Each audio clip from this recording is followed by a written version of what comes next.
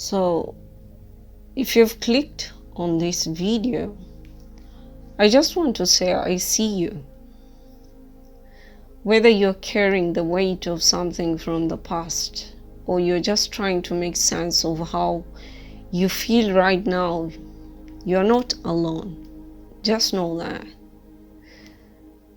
And right now I want to talk with you one-on-one about something that can be truly life-changing, and that's called self-compassion, especially when you're healing from trauma bonding. So welcome back if you're coming back, and welcome if it's your first time.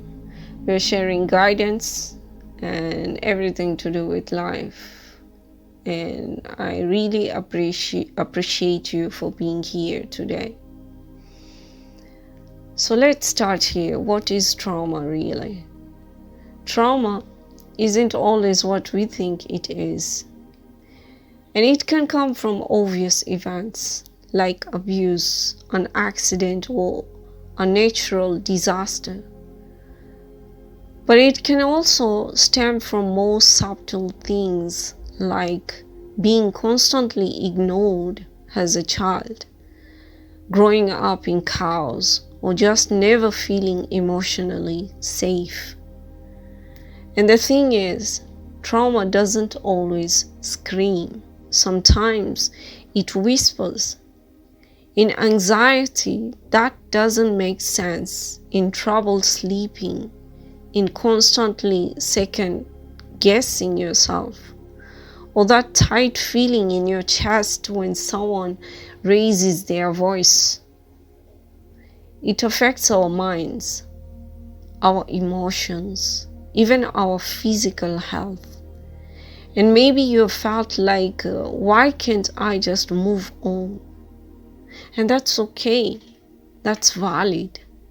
Trauma sticks with us until we learn how to care for those wounds. And that's where self-compassion comes in. Now I know it might sound a little fluffy, right? Like just be nice to yourself, but it's actually so much deeper than that. Because self-compassion is not pretending everything's fine. It's not about toxic positivity or brushing off your pain. It's about showing up for yourself, especially when things are hard. See, we are often our harshest critics. We say things to ourselves we'd never say to someone we love. But what if we change that? What if instead of "what's wrong with me," you asked, "what do I need right now?" Research actually shows that self-compassion helps reduce shame, guilt, and all that inner judgment that trauma often leaves behind. And it helps regulate our emotions, builds resilience, gives us a foundation to heal. And there are practical ways to practice self-compassion. So let's make it real. Here are a few ways you can start practicing self-compassion in your everyday life. You can start off with mindful self-talk. Start noticing how you speak to yourself. Would you say that to a friend? No? Then offer yourself a kinder response. You can have gratitude. Tiny wins edition. You don't have to be grateful for the trauma, but maybe today you got out of bed.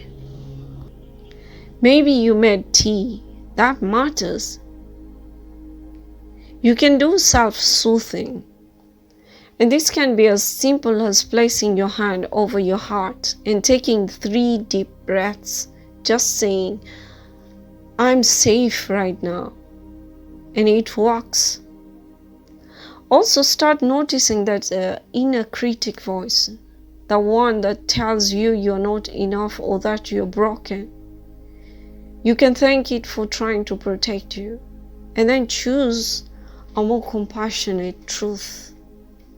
Remember, healing isn't about speed, it's about gentleness, patience, and showing up for yourself even in the smallest ways.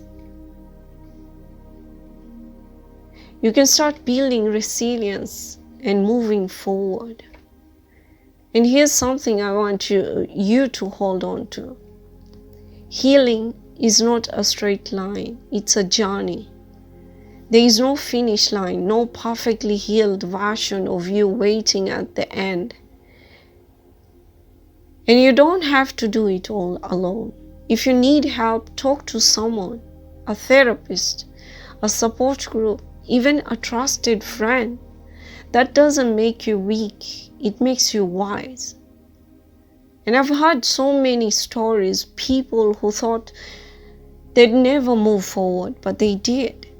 And not because everything magically got better, but because they started treating themselves like someone worth loving. And they are, and you are too. So here's what I hope you take with you today. You are not broken. You are human. And self-compassion, it's not a luxury, it's part of your healing. You deserve kindness from yourself, not just from others. And if this spoke to you, just know you're not alone. You don't have to walk this path alone. There is help, there is hope. People all over the world are overcoming trauma with patience, support, and self-compassion. You can too. And learning to forgive yourself and speak kindly to your inner child is the turning point in your healing. Self-compassion isn't just a practice, it's a revolution against the inner critic. It's how we take back our power, our peace, and our possibility. So if this spoke to you, I'm glad it did. And I hope this helps someone. And please share it with those who might need it. So may God give us all sanity and know what to do each and every time we feel stuck. Amen. So I will see you in the next one. Till next time, take care of yourselves. With much love, God bless.